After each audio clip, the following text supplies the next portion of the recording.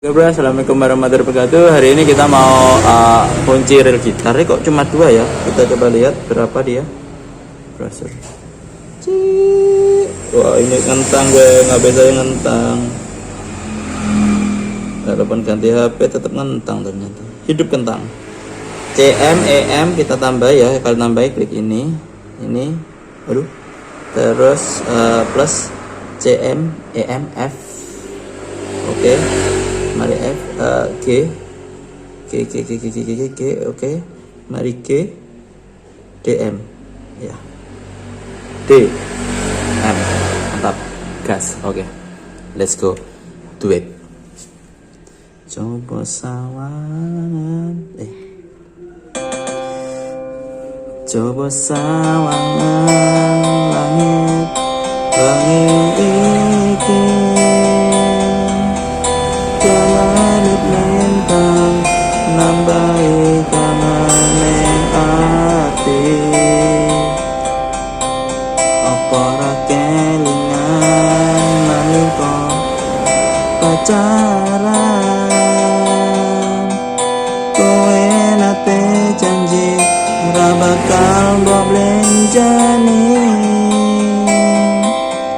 nanging saiki kowe ana ngendi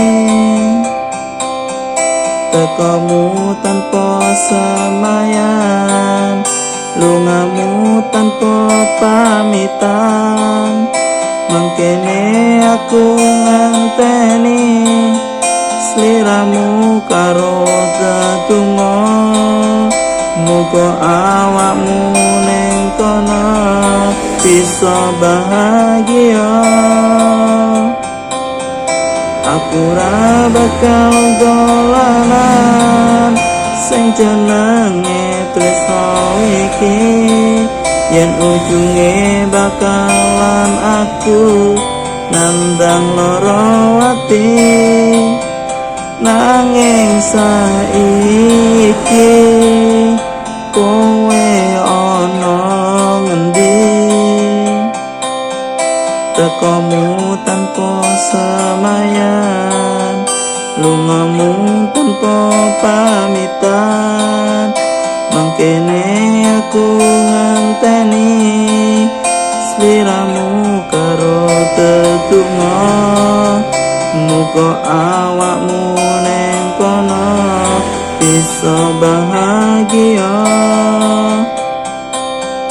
Aku ra bakal dolanan sing jenenge tresno iki yen ujunge bakalan aku nandang loro ati. Oke bro, jadi itu tadi permainannya cukup mudah dan cukup menghibur jika nggak punya gitar ataupun nggak bisa menggitar. Sekian dari saya, wassalamualaikum warahmatullahi wabarakatuh.